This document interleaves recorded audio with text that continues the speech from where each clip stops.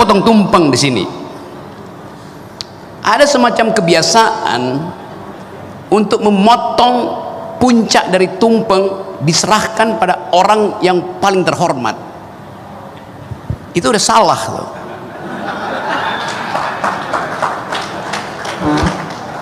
Puncak dari tumpeng itulah integritas, tempat rumah Tuhan. Karena dari puncak itu diatur arsitektur dari tumpeng itu. Jadi landasan tumpeng itu turun dari garis puncak tumpeng itu sendiri. Nah karena itu memotong tumpeng itu nggak boleh yang atas duluan, integritasnya hilang. Mesti dari bawah perlahan-lahan. Itu filosofi Jawa dalam cara memotong tumpeng ini. Dan saya terangin Jawa dulu baru saya pergi ke Yunani ya. Jadi memang kita anggap itu sebagai ya itu penghormatan. Tapi justru kita mesti cari orang yang paling bajingan untuk kita kasih potongan tumpeng itu tuh. Bukan pada orang yang sudah terhormat. Itu nilainya. Itu terkait dengan, saya sekarang pergi pada Yunani. Kata yang kita bicarakan tadi, yaitu keutamaan, keunggulan dalam bahasa Latin, dalam bahasa Greek, Yunani artinya Greek, namanya arete. Arete artinya keutamaan, keunggulan itu. Dari kata arete itu datang kata aristokrat, artinya kemuliaan, orang yang mulia, terhormat. Dari kata arete itu datang kata adaromai, artinya berdoa. Jadi kata keunggulan itu tidak dimaksudkan untuk menilai orang, tetapi untuk memungkinkan dia bertanggung jawab terhadap dirinya sendiri. Itu poinnya tadi itu. Jadi kalau Anda maling, lakukan kemalingan itu dengan bertanggung jawab. Kalau Anda koruptor, korupsi aja, karena itu keunggulan Anda. Yes, saya serius terangin itu. Yang tidak mulia kalau seorang koruptor minta hukumannya diringankan, itu tidak mulia. Kalau seorang maling itu minta hukumannya nyogok jaksa, itu tidak mulia. Di dalam pikiran orang Yunani, tidak semua orang adalah orang baik. Yang berbahaya kalau orang baik berbohong. Yang berbahaya kalau orang jahat jadi munafik. Jadi saya mau anjurkan, biarkan aja seseorang yang jadi koruptor. Oke, Anda koruptor, Anda tanggung jawab dengan perbuatan Anda adalah arete, Anda mulia itu. Tapi kalau koruptor minta partainya membela dia, itu artinya koruptor yang buruk, koruptor yang dungu namanya tuh. Saya serius ya, karena diminta oleh moderator terangkan itu secara sempurna itu. Jadi kalau kita pergi kembali pada prinsip-prinsip etik, etik itu tidak mengatur mana yang baik mana yang buruk. Etik itu diajukan pada kita untuk memberi keterangan kenapa Anda jadi baik, kenapa Anda jadi buruk. Jadi argumen itu yang lebih penting tuh. Kalau baik dan buruk dengan mudah kita tahu mana yang baik mana yang buruk. Tetapi moral call itulah yang menguji Anda tuh. Saya menjadi orang jahat, saya pertanggungjawabkan kejahatan saya. Itu namanya kejujuran. Saya mau berbuat baik, saya pertanggungjawabkan kebaikan saya. Itu namanya kejujuran, itu namanya integritas, itu namanya integrer, artinya tegak. Koruptor yang minta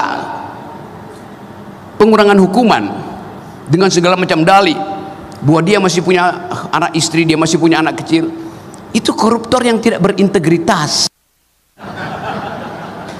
Iya, that's the logic itu. Jadi tadi yang diterangkan kita bahas, kita bedain juga antara etika, etik dan kode etik. Kode etik bisa dibikin banyak, 20, 30, 100, dan kita nggak bisa hafal itu. Tapi etik itu cuma satu, Anda bertanggung jawab aja. Yang diterangkan Pak Bagirmanan tadi, bertanggung jawab terhadap kejahatan yang Anda buat, bertanggung jawab terhadap kebaikan yang Anda buat. Itu selesai masalahnya. Saya balik pada himbauan tadi. Raih kembali kepercayaan publik.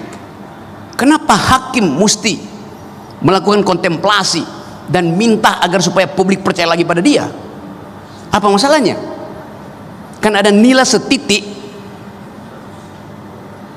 yang merusak susu sebelanga, atau nila 2 titik, nila 3 titik. Mungkin ada nila setitik di Mahkamah Agung, tapi ada 10 titik nilai itu di samping ini, di istana ada nilai setitik, tapi itu kemudian jadi causa celebre, kasus yang digede-gedein, karena memang Mahkamah Agung nggak boleh satupun nilai yang merusak susu sebelanga. Departemen Keuangan boleh, silahkan, karena memang di situ potensial terjadi fraud. Walaupun Sri Mulyani terus-menerus mengatakan kami berintegritas, karena dia kumpulin semua masyarakat sipil berintegritas, setiap hari dia rapat dengan mereka. Integritas tidak ditegakkan dengan rapat atau dengan headline itu. Saya balik pada problem dasar hakim-hakim kita itu. Hakim kita tuntut berintegritas. Di dalam psikologi Abraham Maslow, integritas itu adanya di tingkat paling tinggi, itu self esteem, self actualization. Kalau kita baca tentang hierarki kebutuhan, manusia pertama-tama memerlukan basic needs, sandang, papan, pangan. Setelah itu dia butuh security, rasa aman. Setelah itu dia butuh self esteem, rasa dihargai, minta dihargai. Jadi kalau hakim-hakim di daerah basic needs-nya nggak ada, self esteem-nya nggak akan muncul. Itu kondisinya tuh. Hakim di daerah gajinya berapa? 7-10 juta, sampai 27 turunan dia nggak bakal mampu beli velg Rubicon. That's point. Lalu Anda tuntut integritas dari hakim di daerah yang bahkan untuk pergi ke pengadilan dia mesti nebeng mobilnya si pengacara karena dia nggak punya mobil disediakan negara. Itu kondisi kita. Jadi kalau kita mau rasional, pastikan bahwa basic needs hakim-hakim di daerah itu terpenuhi. Jangan kasih dia rumah, nggak kasih dia sofa. Dia nggak punya lemari. Hari ini dia mau bersidang, bajunya habis dicuri maling. Jadi problem real itu ada. Kita nggak mungkin bicara integritas kalau basic needs-nya nggak ada, tidak disiapkan itu. Infrastruktur ekonomi, karena setiap hakim itu adalah agung, bukan di sini hakim agungnya. Sejak dari hati kecil seseorang ingin jadi hakim, motifnya itu agung, noble, noblesse oblige bahasa Perancisnya itu. Karena dia tahu dia akan punya kewajiban yang maha tinggi kalau dia dianggap sebagai nobility. Jadi waktu seorang anak tingkat 1 mahasiswa bercita-cita jadi hakim, sejak semester 1 dia sudah jadi hakim agung di dalam dirinya. Dan itu yang mesti kita jaga. Kita kasih dia fasilitas supaya dia tidak diganggu oleh bangsat-bangsat di sekitarnya. Persiapkan dengan baik infrastrukturnya itu. Apa yang mesti dilakukan? Kasih kali lipat dari gaji petugas pajak.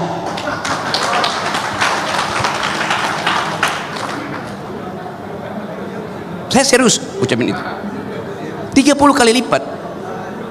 Karena hakim memproduksi keadilan, petugas pajak merampok keadilan. Silakan quote. Saya mau balik ke situ prinsip kita tuh.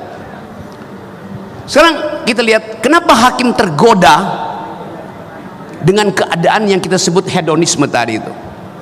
Kan dia merasa rendah diri di kalangan aristokrat daerah tuh. Kalau ada pertemuan semacam ini, hakimnya duduk di belakang, yang di depan anggota DPR, bupati, polisi segala macam, yang maling semua di situ. Coba, keagungannya di mana hakim itu? Mulailah bikin semacam SOP, hakim harus duduk di depan, karena kemuliaan ada pada dia tuh. Kan kita lihat kan, hakim nggak pernah diminta untuk kasih apa namanya kata pengantar untuk perkawinan lah, pembukaan bagi-bagi BLT segala macam tuh. Tapi hakimnya datang, minder dia di belakang. Padahal di dunia dari abad ke-100 sebelum Masehi, hakim itu ada Nobel, orang utama, aristokrat itu. Nah, kita mau ubah prinsip-prinsip itu supaya kita lega mengatakan bahwa ini negara hukum. Negara hukum artinya hakim dimuliakan dari sejak dia berpikir untuk jadi hakim. Apa yang terjadi kalau hakim tidak dimuliakan? Dia akan ubah needs-nya menjadi wants. Dia akan ubah kebutuhan dia menjadi keinginan. Itu artinya korupsi. Korupsi terjadi kalau needs, kebutuhan, berubah menjadi keinginan, wants. Kebutuhan untuk memenuhi hal yang rasional dalam hidupnya, wants untuk hal-hal yang irasional. Ngapain petugas pajak punya Rubicon? Mau ngapain? Itu adalah wants, dan wants itu tidak berkesudahan. Kenapa hakim terjebak di dalam paradigma itu? Karena dia melihat wants itu lebih penting dari needs. Dan itu yang kita ingin ajarkan. Saya ingin supaya Mahkamah Agung itu mengatur sendiri gaji hakimnya, nggak usah ditentukan Departemen Keuangan. Iya. Kenapa Menteri Keuangan bisa tentukan sendiri gaji pegawainya yang di 3-5 kali lipatkan dari ASN yang lain? Kenapa Mahkamah Agung enggak? Jadi sekali lagi teman-teman, saya ingin agar supaya pertemuan hari ini, hari ulang tahun IKAHI, kita ulangi janji kita bahwa kita dari awal sudah adil. KPK aja yang nggak ngerti keadilan. Nih ada pengawasnya. Anda lihat di atas gedung KPK apa tulisannya itu? Jujur itu hebat. Loh, itu menghina hakim. Kenapa disebut hebat? Memang jujur itu dasar saya mau jadi hakim. Nggak usah disebut hebat. Saking kehilangan narasi, kita mesti bikin dalil-dalil ajaib semacam itu. Saya dosen, saya terhina kalau disebut jujur itu adil, jujur itu hebat. Dari awal saya jujur. Kalau masih saya bodoh, saya kasih nilai bodoh. Kalau pintar, saya kasih nilai pintar. Tapi yang terjadi, orang yang paling bodoh di kelas saya bisa jadi pimpinan BUMN. Ngaco kan jadi. Jadi sekali lagi teman-teman, selamat memuliakan kembali status kita sebagai hakim. Dan saya ingin tuntut satu waktu nanti bahwa dari dalam gedung ini orang lihat bahwa keadilan akhirnya bersemai kembali. Terima kasih.